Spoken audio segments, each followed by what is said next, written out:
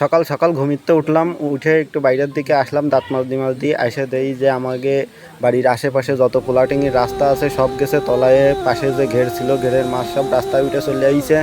আর এই যে দেখতেছেন মানুষজন জাল নিয়ে জাল খেপাচ্ছে, জাল খেপায় যে যার মতন মাছ মারতিছে, কোচ দিয়ে যে যার মতন মাছ মারতিছে। আর হচ্ছে গিয়ে পোলাটের যে রাস্তাগুলো ছিল সব পানি, হাঁটু সমান পানির মধ্যে চলে গেছে। এই যে হচ্ছে গিয়ে আমাদের দরগাতলা আলাকসা জামে মসজিদের সামনে একটা পুকুর আর রাস্তার পানি হয়ে গেছে এক। এই যে দেখতেছেন আপনারা, পুকুর আর রাস্তার পানি এক হয়ে গেছে। আর এই হচ্ছে আসলাম বাড়ির ঘের পুরো তলায় গেছে। এই হচ্ছে মানসির বাগান বাড়ি, ওই যে ঘর তলায় গেছে। আর একটা বিদিক অবস্থা হয়ে গেছে। একদিনই যে এইরকম ধরনের পানি হবে আমরা কেউ কোনোদিনও কল্পনা করতে পারিনি। দেখেন আমাদের এদিকে যত প্লট আছে ধান লাগানো ছিল সব তলায় গেছে। এই রাস্তা বাড়ি ঘর সব তলানো। এই যে দেখেন এই জায়গায় 2 বিঘে জায়গায় ধান লাগানো ছিল, ধান সব তলায় গেছে।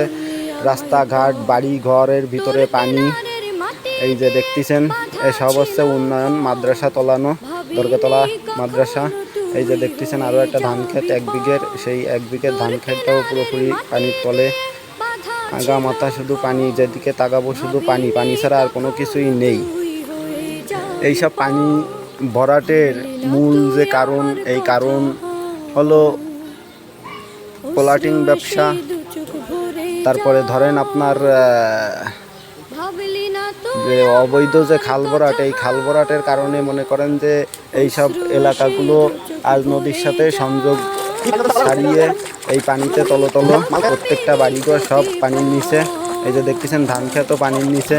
এই একজনকে বাড়িও পানির তলে পুরো। চারিবারে যেদিকেই ক্যামেরা ঘোরাচ্ছি সেদিকেই শুধু পানি পানি। ভিডিওটা যে এডিট করব তাও ঠিক মতন করতে পারতেছি না, প্রচণ্ড বৃষ্টি হচ্ছে। এই যে দেখতেছেন আমাদের বিপ্লব দাদুর ঘের রাস্তা সব কিছুই তলানো। এগুলো হচ্ছে গিয়ে আপনার আমাদের এদিকে কিছু প্লটিং ব্যবসায়ী আছে যারা মনে করেন যে খাল ভরাট করে তারপরে বালি ভরাট করে তাদের ব্যবসা চালায়। আর মনে করেন এই যে ধান বাগান, এই যে সরকারি বীজ দিছিল, এনারা ধান লাগাইছিল, সব এইখানে ছিল ধান। এখন শুধু পানি, পানি ছাড়া আর কোনো কিছুই দেখা যাচ্ছে না। চারিবারে শুধু পানি আর পানি।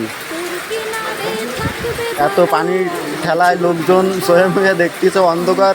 এই যে দেন সবার মাথা নষ্ট, ঘের তলায় গেছে, মাথায় হাত। এই যে রাহানেরও ঘের তলায় গেছে।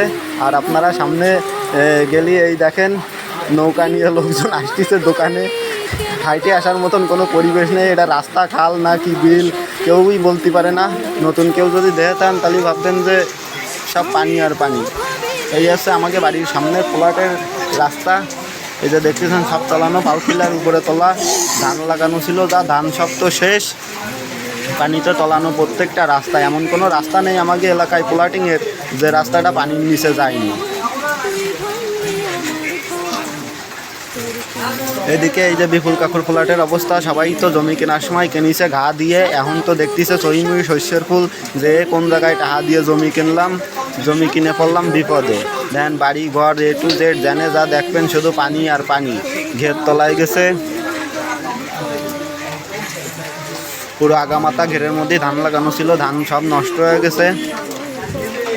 এর আগেও একবার বৃষ্টিতে ধান নষ্ট হলো, তারপরেও মানুষ আবার পাতা মাথা কিনে যে যার মতন ধান লাগাইলো, তাও গেল নষ্ট হয়ে যায়। বাড়িঘর সব গেছে তলায়। এসে রাস্তার উপর দিয়ে হাইটে যাচ্ছি, এই এক বাড়ি সেটাও গেছে তলায়। সামনে শুধু পানি আর পানি। আর এই যে সামনে এই বাড়িও পুরো তলায় গেছে। আর এই বাড়ির লোকজন তো বাড়ি তালা মারে দিয়ে চলে গেছে। আমাকে আশেপাশে যত